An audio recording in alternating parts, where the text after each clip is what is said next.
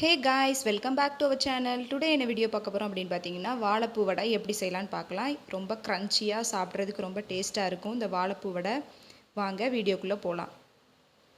First இந்த மாதிரி வாழைப்பூவில் உள்ள காம்பெல்லாம் எடுத்து வச்சுட்டு இந்த மாதிரி கட் பண்ணி வச்சுக்கோங்க குட்டி குட்டியாக. இந்த மாதிரி கட் பண்ணி வச்சதுக்கப்புறம் ஒரு தண்ணியில் போட்டு நல்லா வாஷ் பண்ணி தனியாக வச்சுக்கிறேன். இப்போ ஆல்ரெடி நான் கடலைப்பருப்பு மார்னிங்கே ஊற வச்சுருந்தேன் சாயந்தரம் வடை போடுறதுக்காக. இப்போ அதை உள்ளே சேர்த்துக்கலாம். வாஷ் பண்ணிவிட்டு சேர்த்துட்டு நல்லா அரைச்சிட்டு வரப்போகிறோம்.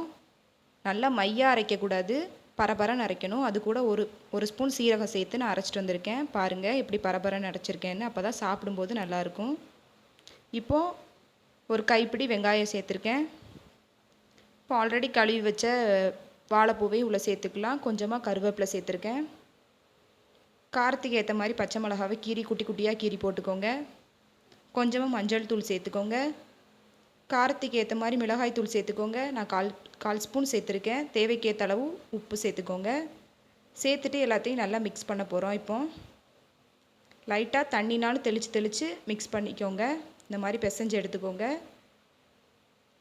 இப்போது கையில் தண்ணி லைட்டாக அப்ளை பண்ணிவிட்டு கொஞ்சம் கொஞ்சமாக குட்டி குட்டியாக உருண்டையாக இந்த மாதிரி தட்டி தட்டி போடுங்க.